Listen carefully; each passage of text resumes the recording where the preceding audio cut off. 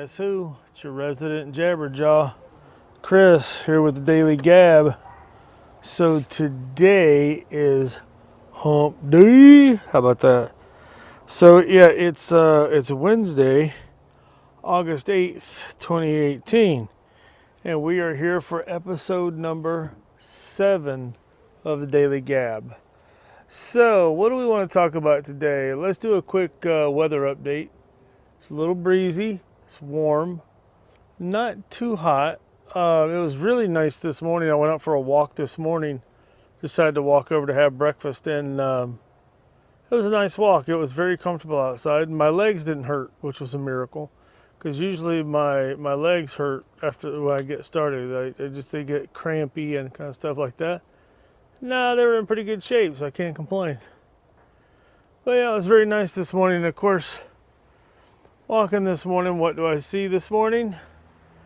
The 4-foot by 4-foot campaign signs. So today must be the first day they can go up. And, it's interesting to start seeing them. The campaign, what's going on with the campaign has been interesting to me from, when you look at Sutter County, I'd have loved to have seen us get into a runoff for DA and, maybe had an opportunity to change that. But, I know we have, Sutter County District 3, that's going to be changing. So it looks like, we're going to have Paul Bossy and Mike Ziegenmeyer. I haven't seen their signs up yet, but I did see some today. Who did I see? What did I see? I saw Brandon Barnes sign up. I think a David Shaw, a Bal Dillon, and somebody else who's running for city council that I've never heard of. And that really doesn't matter to me right now because I don't know who he is. It was interesting seeing those up this morning already, and knowing that we're getting into that time frame now where for the next 12 weeks or so, it's just going to be, campaign. Of course, we're going to be doing things on One Eye Blind Media and on It's Yuba City and more. We'll be doing some, for the lack of a better term, campaign coverage. I know tomorrow night we'll be over at the Republican, I still don't know what to call this thing, the Republican headquarters or whatever over here on Bridge Street that Yuba Center Political Spotlight's put together.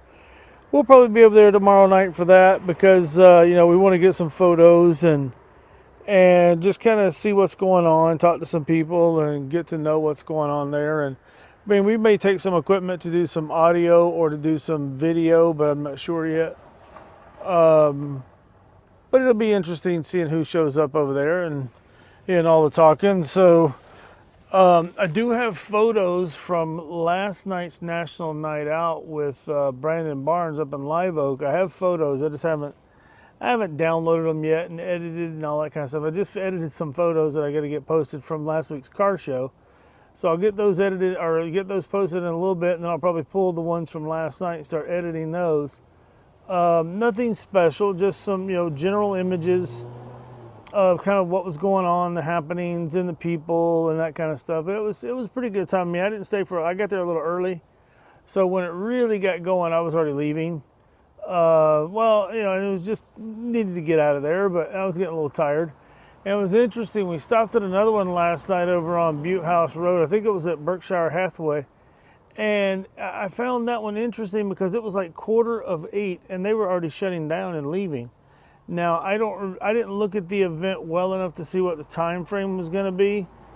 But I did find it interesting that it was more like, instead of being a national night out, it was more like a national late afternoon, early evening out, because it wasn't even dark yet and they were already packing up because I had gotten there and was going to get out, take some photos, and see who showed up and all that kind of stuff. And well, they were closing up. So I got out of the car for maybe 2 minutes and got right back in and left. My wife looked over and goes, well, it looks like they're packing up. And I'm like, so I look over and they were packing up. I'm like, okay, I'm out of here.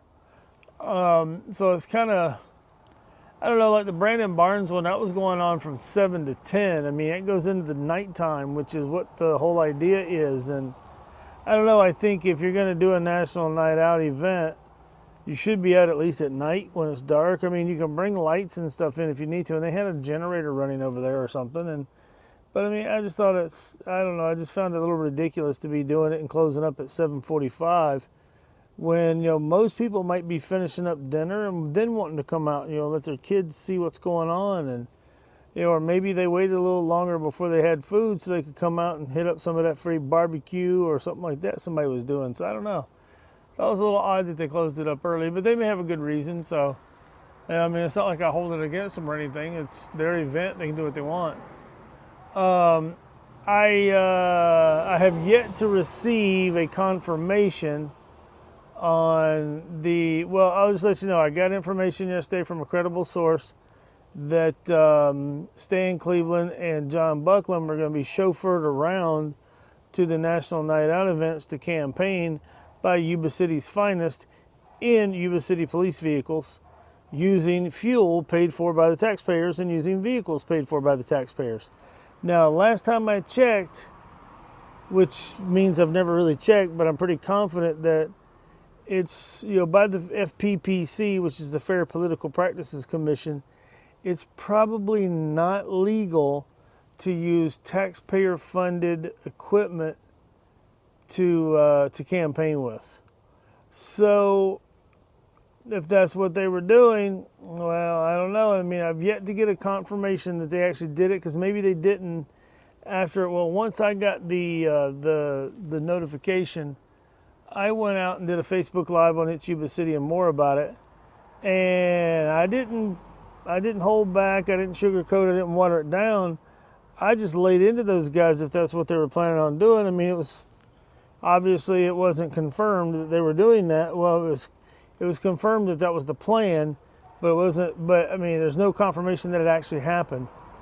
And I had people kind of planted in each one of these National Night Outs who were going to take pictures for me.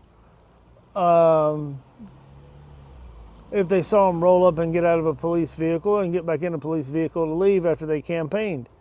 So I'm hoping that will, eventually, if people did get photos, they'll get them to me, and then I can take a look at them. We can get them posted up on Facebook, let people see what's going on, because that right there tells me that if you're willing to do that with the taxpayers' money, as minuscule as that really is, what are you willing to do otherwise? Are you willing to do whatever you want? I mean, we already know that the city council really hasn't done a whole lot for the city anyway. And we know about the stuff with John Buckland and the Suite Life, hanging out at the King Suite and all that kind of stuff. I mean, I don't know, and then like 10 days before he's going to vote to allow Republic Services to be involved in the garbage contract, which they went out and spent the city council approved way too much money, like $160,000, somewhere around in there, to have a consultant come in and tell them exactly what staff told them. And it's like, well, why do you have staff if you're going to go to a consultant? It's just, there's just so much waste in government in general, but especially in our local government where it affects us a little bit more.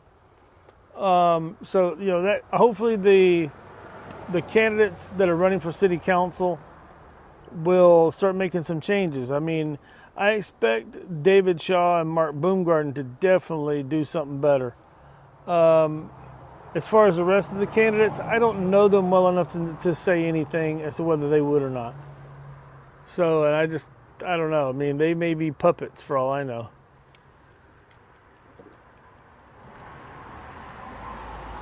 But I guess we'll just wait and see, right? So yeah, that would have been an interesting thing if it would have happened. If these guys would have actually gotten carted around. And so I asked the question, I said, well, wait a minute, if you get carted around by Yuba City Police, does that mean David, Mark, and everybody else who's running, do they get that same opportunity to get carted around all the National Night Outs to campaign? And then somebody told me that they were told they were not allowed to go and campaign at the National Night Outs. So if they're not allowed to campaign at the National Night Out, why would Stan and John be able to campaign for re-election at these National Night Outs? Can anybody answer that one for me? Matter of fact, I may have to get on a live and talk about that one later too. Just to wonder why, if I have people telling me that the candidates were, the new candidates were told they couldn't get out and do it, but then Stan and John can, that doesn't make sense. I have an issue with that. But, I don't know. I mean, it's our corrupt government. I mean, I wouldn't be surprised by that from the city council or the board of supervisors right now. Let me say this though.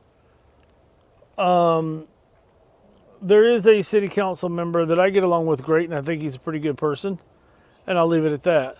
There is a supervisor for Sutter County.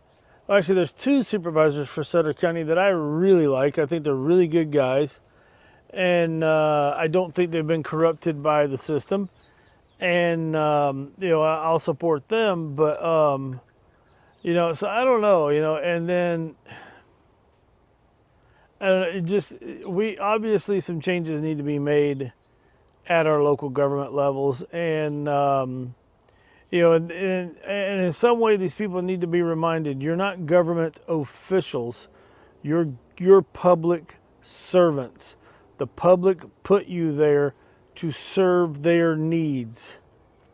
So if the public needs it, that's your job. Help the public get it. I'm not saying you got to get everything perfect for the public every single time, because we know how hard that can be. It's kind of like me talking about running myself. I'm not going to walk around, I'm not going to go around to forums or campaigns saying, oh, well, I'm going to fix your roads and I'm going to fix your street lights and I'm going to lower your thing, because I don't have that power by myself. I realize that. No person has that power by themselves when there is basically a board of 5. So when it comes to the supervisors, if I say I want to do this and I keep pushing it, and maybe I get one on board with me who goes, oh yeah, I agree with him, let's do this, and 3 of them say, nope, we don't agree, guess what? Majority rules. I mean, it's out of my control. Now, people would come back and go, well, you didn't do what you said you were going to do. Well, that's why I'm not saying I'm going to do anything, because I can only do what I can do. But that's why people would be able to go and look at my voting record and say, oh, wait a minute. He voted to do what he said he was going to do. It's just he got outnumbered. I mean, that's completely out of my control. I mean, I can't stop that. And I think that's one of the things that, as a part of the process with campaigning, I will explain to people. I will sit down with people and say, look, here's the deal. If you come to me and say, hey, Chris, if you want me to vote for you to be my supervisor, I want my road paved. And I'm going to tell you, okay, well, I can't pave your road. Because 1, I'm not in Public Works. 2, I don't know the Public Works budget yet. 3, I don't know what's in line for Public Works. Public Works already has a schedule of what's going to get done. I mean, it's like I lived here on my street for, 15 years before they finally paved my road. And mine didn't need it as bad as some others probably. But but my road is a highly used road, so that's probably why they did it. So, and when there's accidents on certain areas of 99, they use my road a lot. So that's probably why it was done, and that's perfectly fine, but I never went asking for it. But I would never go to a supervisor and say, hey, if you want my vote, you better pave my road, because you know what? Your supervisor doesn't have that power. Your supervisor can, yes, talk to the Public Works Director and say, hey, this road here, I went out and took a look at it. Here's some video or here's some photos. And it's pretty rough. Is there any way we can get this one on the schedule? He can ask for it. He can request it. But it doesn't mean it's going to happen, because the other supervisors are going to say, well, we've got roads in our district that need the same thing. So no, we're not going to do that. We're going to vote to spend the money over here because we think it's a more important road. Well, guess what? That means the people in my district don't get what they want, and they can't hold that against me. They can only hold that against the board as a whole. And I know, I mean, I'm not saying I'm going to make the right or the perfect decision every single time. I'm going to make mistakes if I decide to run. I'm infallible. I'm not infallible. Let me rephrase that. I can make a mistake.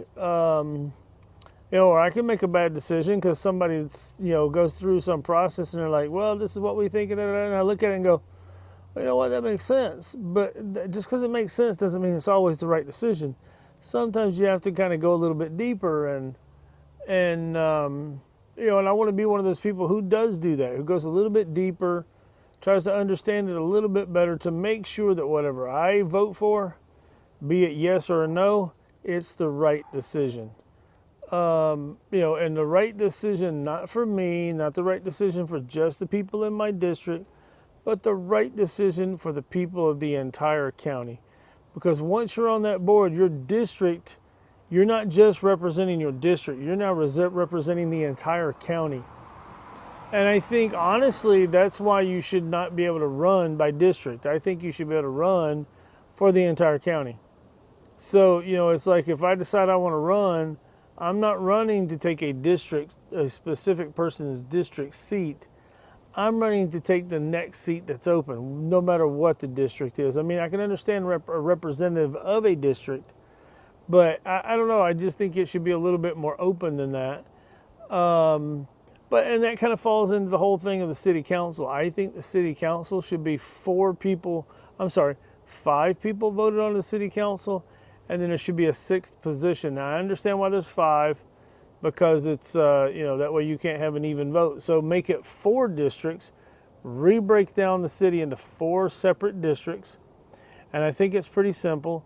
You use 99 and 20, there's your corner. Everything north and east of 99 and 20, that's one district. Everything south and east, that's another district, regardless of money and, the rich people versus the poor people. That stuff doesn't really matter. Then you've got basically the north and the west, and then the south and the west. And that's kind of how you split it up. You make it 4 positions, and then dead center is going to be your mayor. Your mayor must be voted for because they represent all of your districts. So they've got to do, all of the city council members should be doing what's best for the people as a whole for the entire city. Obviously, they're going to try and do a few things just for their particular district, which is understandable. It's just like having your kids. You're going to do something for your kid before you do it for somebody else's, right? But when you're the mayor, you're kind of like the coach. It doesn't matter whose kid it is. You've got to make sure the team wins. And for the team to win, the coach has got to have a good head on their shoulders and a good game plan. And then the assistant coaches have got to buy into that game plan. And then the team's got to buy into that game plan. And the only way that's going to work is to have a coach, or, to just use a different phrase than mayor, to have a coach that gets voted in there as a coach, who knows that if they go in there and do something stupid and they screw it all up, well, then the people can remove them. You know what I mean? So I think that's important that people keep that in mind when we start doing this stuff. So I'm hoping to push city council, after the new city council members get into place, to push that the mayor become a voted position instead of being just a participation trophy position, where it doesn't matter if it doesn't matter who you are. If you're just on the council, you get to be mayor sometime, which that means the mayor has no teeth. The mayor doesn't really have any backbone to do anything. I just think it needs to change. So we'll see what happens there. What else is going on? Oh, so last night's National Night Out, went up there, got to meet Jason Banks. I think he's the mayor for the city of Live Oak. Seems like a pretty cool guy. Never met him before, so it's kind of nice to talk to him for a minute. Saw Yuba County Supervisor Mike Leahy. He was the DJ, which I'm glad he's a decent supervisor because he's not that good of a DJ in my opinion. His music was too slow. He's playing too much slow music, and I don't know. I think it needed to be stuff more upbeat. And then plus I just like picking on him. So hopefully he goes and listens to this so he knows that I'm harassing him a little bit. But I like the guy. And I liked the guy all the way back to when he was an umpire when I was doing Little League. I thought he was a great umpire then. And I think the experience of being a great umpire and dealing with, the kids and dealing with coaches and dealing with parents and dealing with all that was probably an excellent lead-in to where he is now. So, I think he's a positive influence to to the county, at least from what I know of the guy. Now, I mean, I'm not in Yuba County, so I don't keep up with the politics as deep over there, but I still think he's a good guy.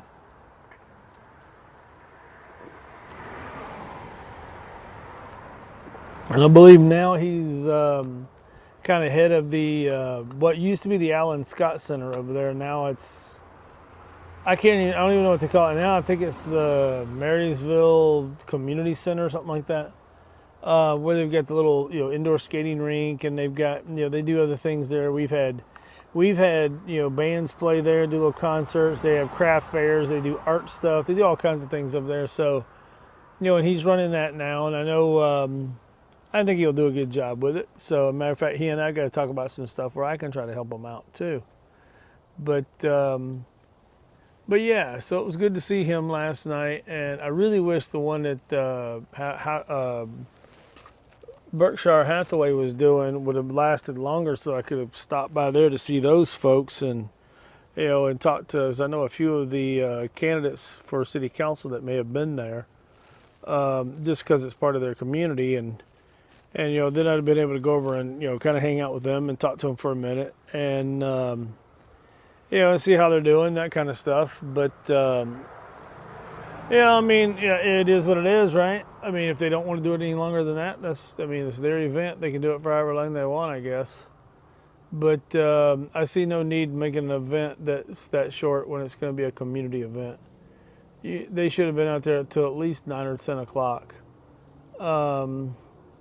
And, maybe they were nervous about being out that late. I don't know. I mean, I don't think you need to be that nervous when across the streets, the police and the sheriff.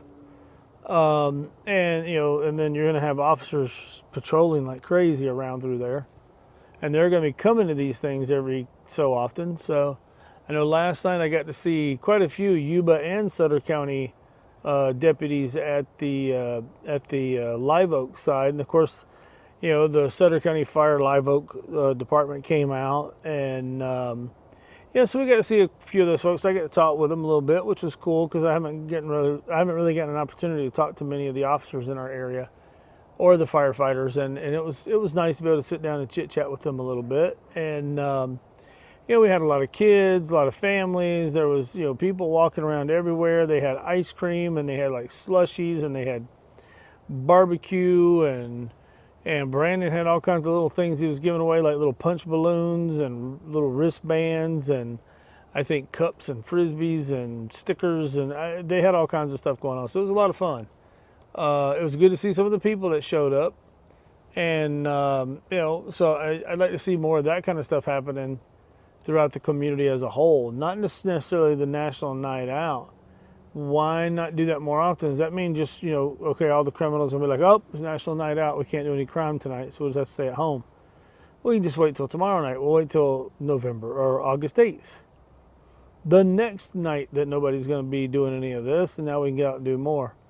So it's like, hey, we'll just do more crime on the 8th, 9th, and 10th and make up for losing a day on the 7th, So it's like, hey, we should be doing... These kind of things should be going on, almost every night in different neighborhoods. It should be like a rotating thing. I'd like to see the city kind of head that up a little bit. Get the right people together, not just a bunch of knuckleheads who think they know more than anybody else, but get the right people together and just set it up so that, hey, just about every neighborhood in the city just randomly does one, and there's no schedule.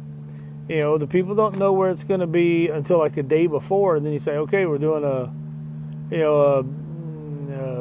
neighborhood watch block party, and bam, you do one. It's like I've thought about here, maybe getting with folks around here about putting together like a neighborhood watch kind of a thing, and maybe we can do that. We'll have a birthday.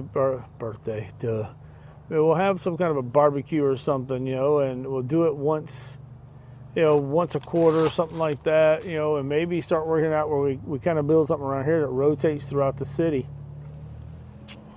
so that all the neighborhoods get to do that, and we invite the, city police, we invite the sheriff's deputies, we invite the firefighters, the EMTs, we have them all come out so that people get to know who these guys are and get to realize that, hey, they may be wearing that uniform, they may be walking around with a firearm, But you know what? They're not bad people. They're not out there just to, bust you or to shoot you or do anything like that. If you're not doing something stupid, then they're not going to have to stop you from being stupid. You know what I mean?